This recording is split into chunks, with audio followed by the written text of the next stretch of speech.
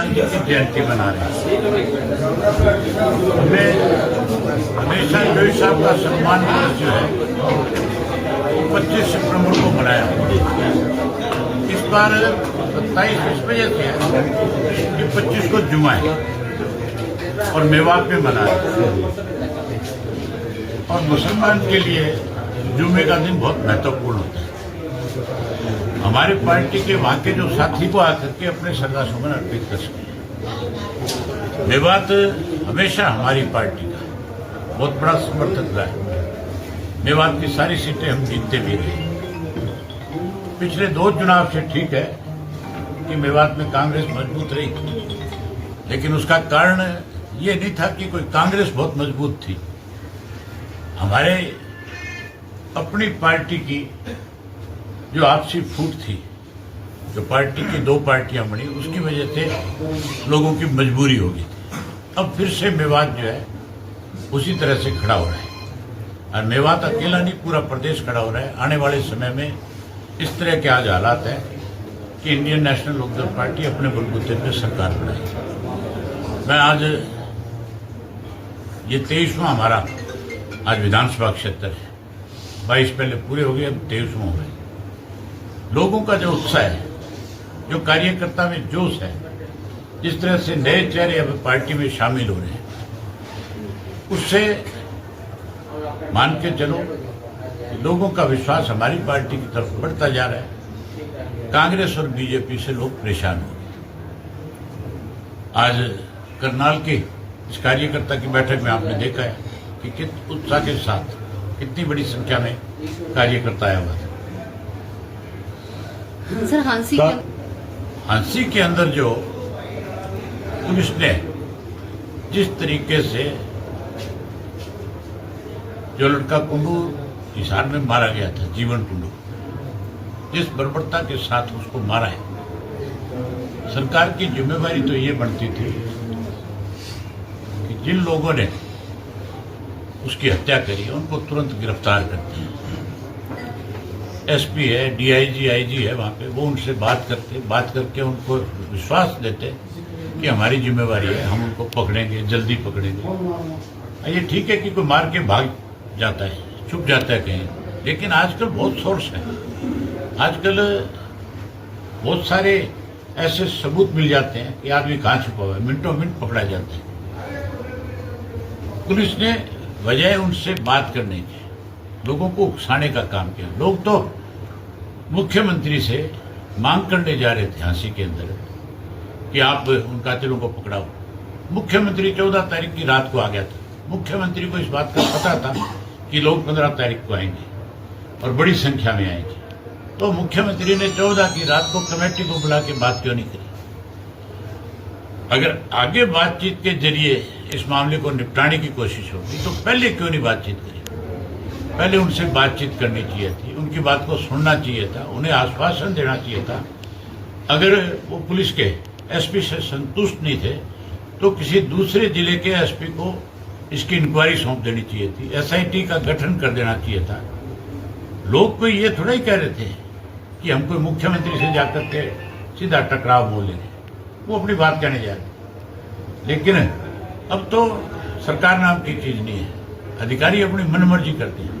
किस तरह से वहां का एसपी जो है खुद पत्थर मार रहा है, किस तरह से एक सीआई का जो है उनका इंस्पेक्टर है वो AK-47 छीन करके लोगों को डराना चाह रहा है, चलाना चाह रहा है।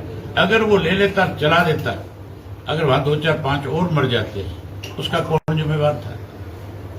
मतलब कितने बेकाबू होगी पुलिस जो है जिसको आप रोक भी नहीं सकते। ऐसे लोगों को खिलाफ सख्त कार्रवाई होनी चाहिए।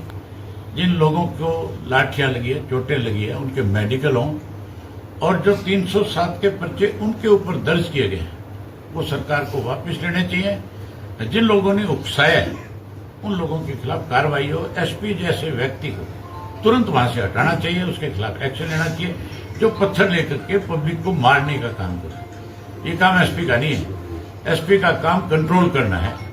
अगर कोई मोह आ रहा है उसको कैसे कंट्रोल करना है। पहली बात तो 15 अगस्त के दिन मोह वहां जाने नहीं चाहिए। अगर उन्होंने कह दिया था पहले तो आपने 14 तारीख को बात क्यों नहीं करी उनसे? बात करने के बजाय आपने उनको चैलेंज दिया कि आके देख लेना।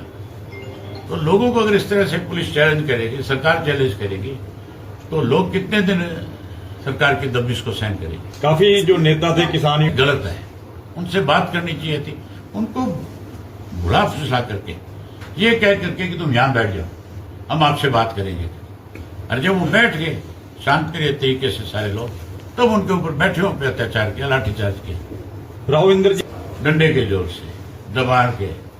लेकिन जब दिल्ली के जंतर मंतर के ऊपर नौजवान देश का इकट्ठा होकर के आया, उसने हर आदमी को ये बात समझा दी कि तुम्हारे अपने राइट्स हैं, तुम्हारे अपने अधिकार हैं, आप वो कोई लाठी और डंडे से दबा नहीं सकता। उन बच्चों को भी दबाने की कोशिश की गई, उन पे भी आंसू गैस छोड़ी गई, उन पे भी अत्याचार करने की कोशिश करी। आज धर्मेंद्र प्रधान को जाना पड़ा कि नहीं जाना पड़ा? आने वाले अगले 4-6 महीने में देश में ऐसे हालात पैदा हो सकते हैं कि मोदी को भी जाना पड़े। उन्हीं से पूछो बीजेपी होने से। सर, अर्चना वो हर वक्त जो है बीजेपी के लोग काम नहीं करने चाहते, विकास नहीं करना चाहते, लोगों की आवाज नहीं सुनना चाहते। वो तो केवल और केवल लोगों की बात को दबाना चाहते हैं और जात पात मजहब और धर्म के नाम के ऊपर बांटना चाहते हैं। अर्चना जी ने जो बयान दिया था, जो ये कहा था कि पर्टिकुलर एक समाज की बात करें, सीधा सीधा विशेष वर्ग, जाट की बात करें, क्या विशेष वर्ग होता है? जिस जाट की वजह से आज देश जिसे अन्नदाता कहते हैं, जिनके बच्चे रोज शहादत देते हैं बॉर्डर के ऊपर, तब तो उन्हें विशेष वर्ग नहीं कहा जाता, तब तो उनको अपना रक्षक माना जाता है, तब तो हाथ जोड़ते हैं। जब मेडल जीत करके आते हैं तब फिर उनका सम्मान करते हैं। तुम्हें अगर हमारे विशेष वर्ग से इतनी वो है, परहेज है, तो फिर तुम खुल करके क्यों नहीं नाम लेते? वो अपने समाज के लोगों को बांटना चाहती है, वो हमें टारगेट नहीं कर रही।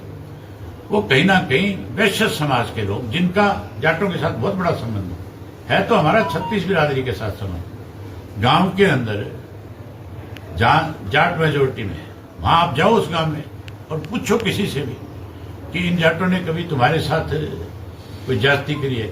वो लोग सामने से खड़े होकर के ये कहेंगे कि हमारे घर में अगर किसी भी किस्म का दुख हुआ, सबसे पहले जाट का परिवार आकर के हमारे साथ खड़ा हुआ और उसने हमारे साथ अंतिम समय तक खड़े होकर के हमारी मदद करी। इसी के साथ सर एक बयान, ये जो इस तरह की बयानबाजी हो रही है, इस तरह की भाषाएं बोली जा रही है, ये अब नई शुरुआत नहीं है बीजेपी की। इन्होंने 2014 में शुरू करी थी राजकुमार सैनी को लेकर। इन्होंने उसके बाद रामकुमार गौतम जैसों के मुख लुभाए थे। उन्होंने इसको जांगड़ा को जो है उसको आगे लगाया था। ऐसे बहुत से लोगों से इन्होंने इस तरह की बयानबाजी करवाई है, पर लोगों ने उसको सल्टा दिया, निपटा दिया। समय में इस बीजेपी को निपटा देंगे। ये जाट लिखे मुझे कोई पूछे कि अवय सिंह कौन है, मैं खुल के कहता हूँ कि मेरा जन्म जाट के घर में हुआ है।